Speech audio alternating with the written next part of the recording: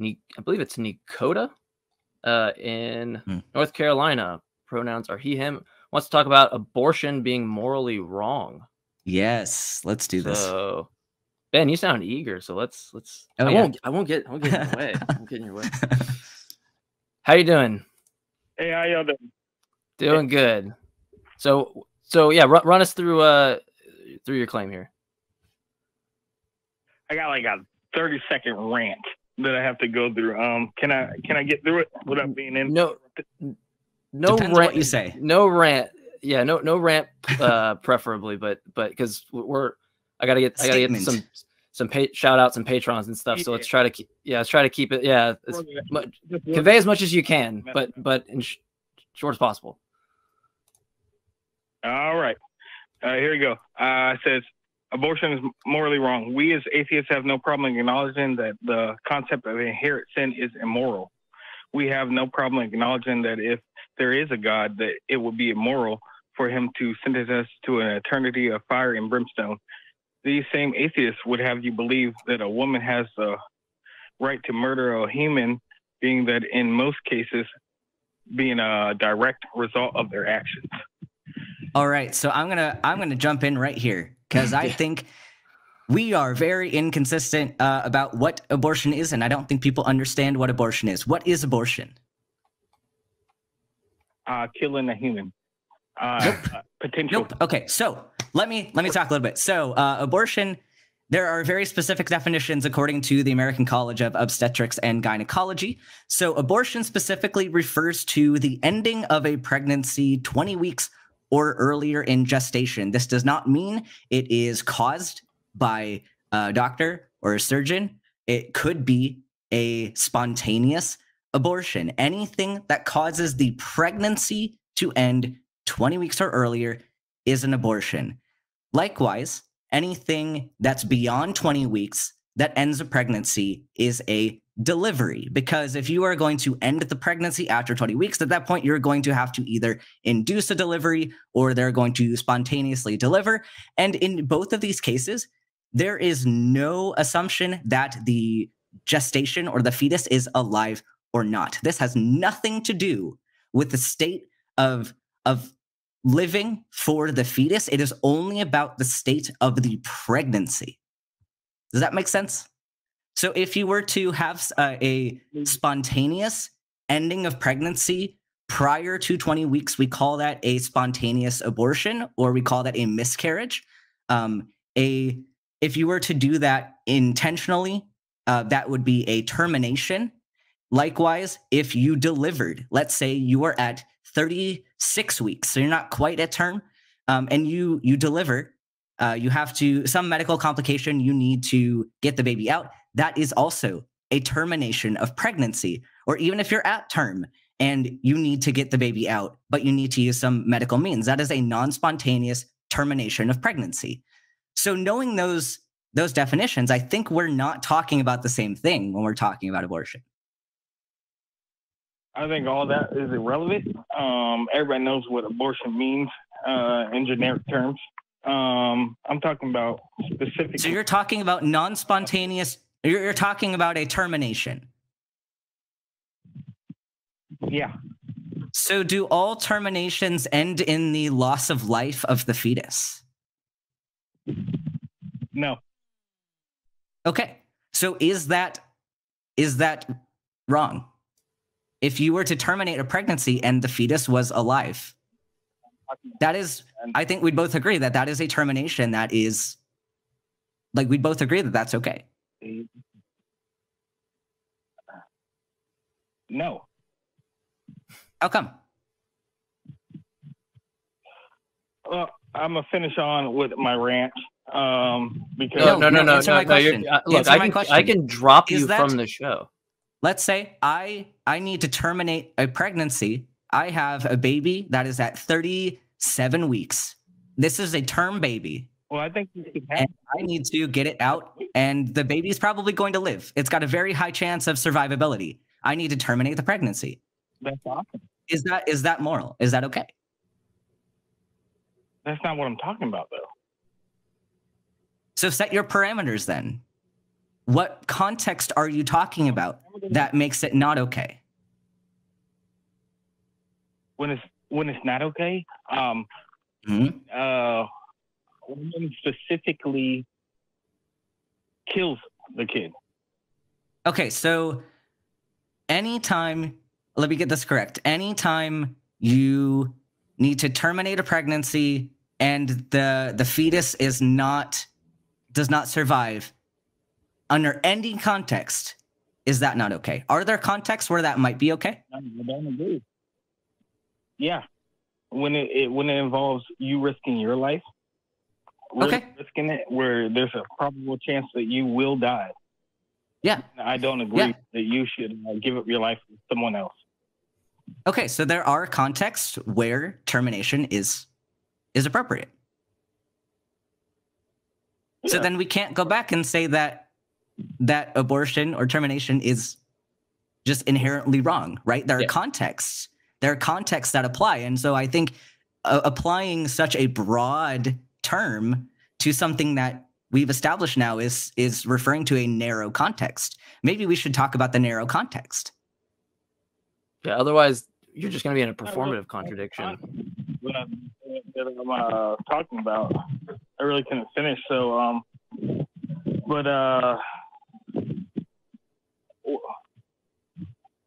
I don't even know where I'm at. I just don't think it's right for a woman to just kill a kid just because it's an inconvenience to them, because they specifically had so many options to, Nekoda, are you on speakerphone? Because if you are, I'm gonna ask you to get off speaker if you are. Sorry. Yes. One second. Yes, please get off speakerphone. Listen to the screeners; they give good advice. All right. Can you hear me now? Yeah. Mm-hmm. It's way better without the all behind it. So yeah, I can hear you. Yeah, that's the win. Yeah, it is. Well, I don't think it's right for someone to terminate a pregnancy for convenience factor. Okay, so don't do it. Me? Yeah, so don't do it. Well, I can't. I mean, are you asserting that you're going to make the decision for somebody else? I think the court system makes a decision for men when they have them paying child support. So why is the court stepping in now? This is, do you think that the court or you are going to be able to make the right decision for someone in a medical standpoint? Let's say we have a person who's coming to me. I'm their gynecologist, and they want to terminate their pregnancy, and there are probably multiple factors involved. Are you going to step in and make that decision? Well, and with that, for convenience, because that's convenience is I don't want a bigger belly, or I don't want to raise a kid that I specifically went out of my way almost to. So how are you determining that was their motivation? Because they got condoms, they got spermicidal lube, they got. Okay, how are you specifically determining that is their motivation? Are you talking to them? Are you providing them care? How are you getting this information that you have all the information in this context? What gives you the ability to make this decision for them? Provide them care all the time with if they have the baby, I do provide them care with all the taxes I pay, and you pay, and everybody else pays. Okay, so for adoption. So not talking about you in a specific you and your partner context, it sounds like you're trying to make a broad statement that nobody should be having these terminations.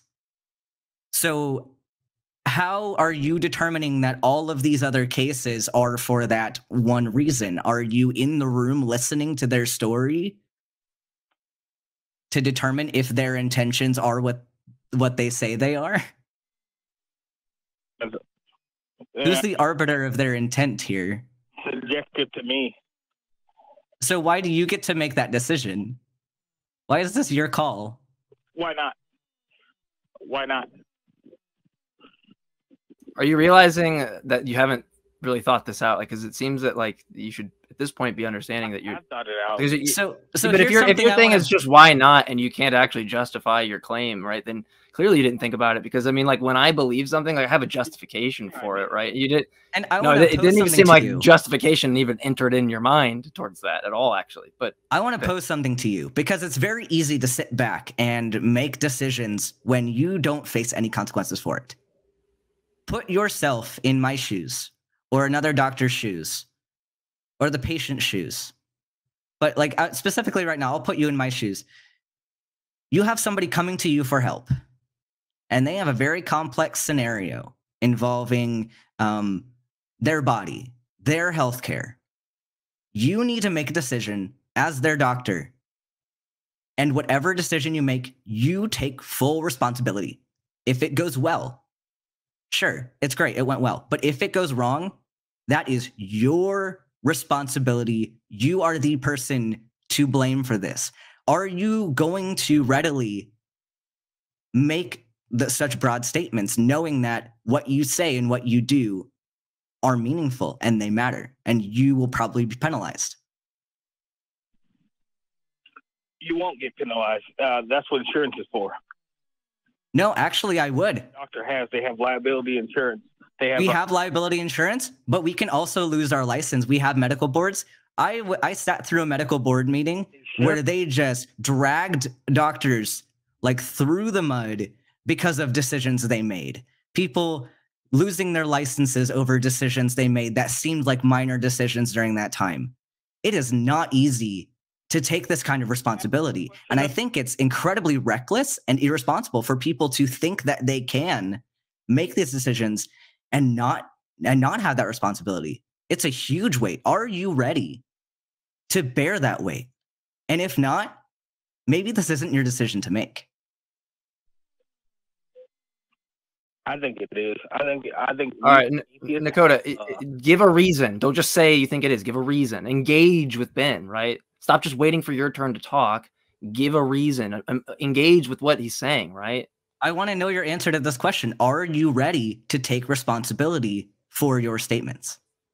Like I did answer. It might have cut out. I can't hear it. But I said I would definitely take accountability if it was my decision.